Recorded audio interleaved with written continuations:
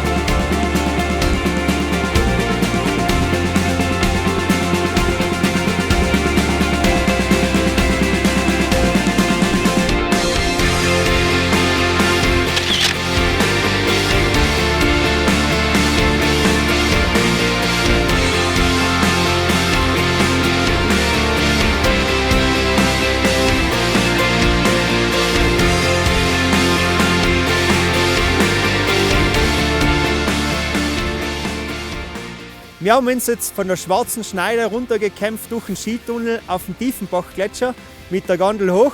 Und jetzt siehst du hinter uns den Felssteg am Tiefenbachgletscher.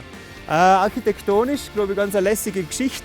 Man muss noch ein bisschen schwindelfrei sein, weil da geht 60 Meter abwärts und wenn man ganz vorne steht, wackelt die ganze Geschichte ein bisschen.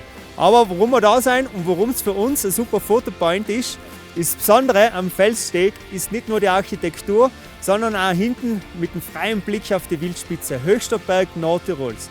Und da machen wir jetzt gleich ein Foto, Vreni. Genau. Smile.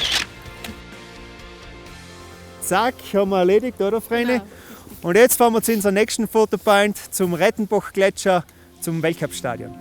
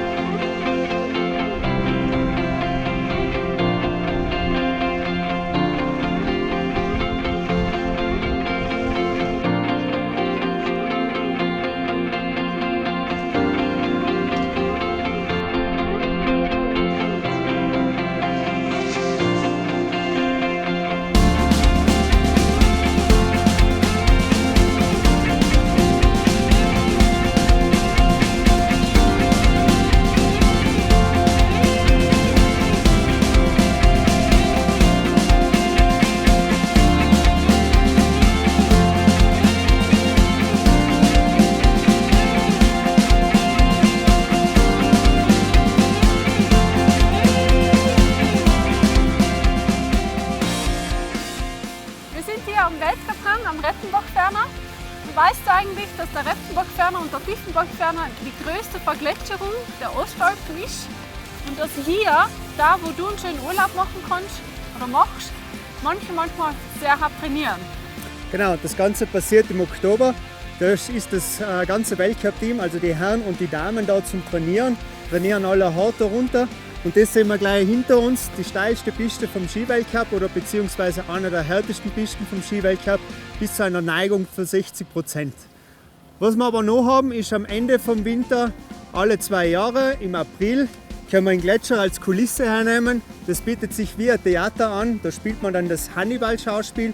Hannibal kennen wir alle, den großen Feldherrn, der versucht hat, mit den Elefanten über den Gletscher zu gehen. Und bei uns sind halt die Elefanten die Pistenbullis.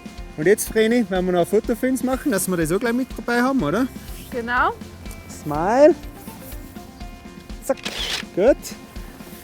Genau, weil egal ob mit Skirennläuferpose oder einfach die schöne Natur, ein Foto vom Weltcup-Hang darf natürlich nicht fehlen. Und jetzt, Manu, gehen wir weiter zum Sportberg Geislachkogel, wo wir zum nächsten Fotopoint gehen. Gehst du mit? Vorn, ja, los.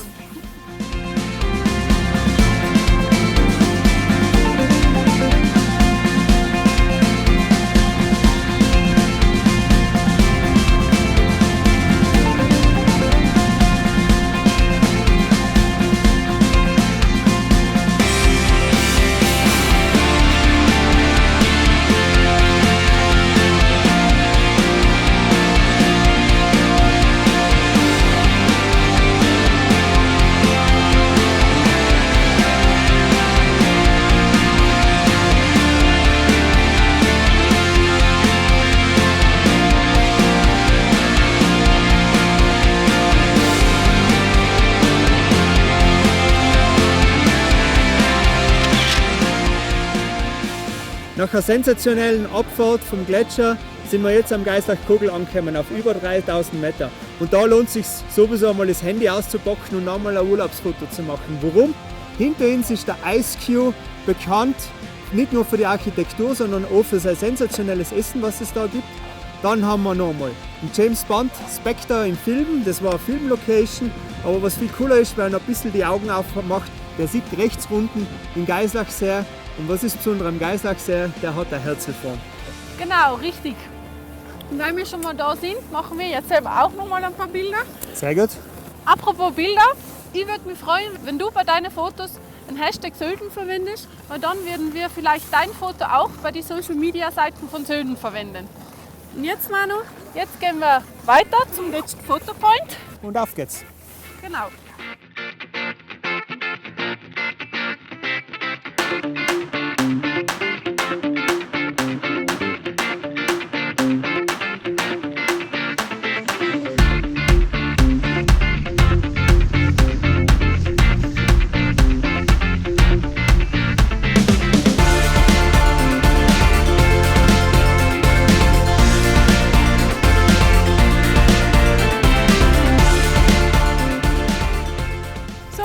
Bei unserem letzten Fotopoint ein bisschen weiter runter im Tal.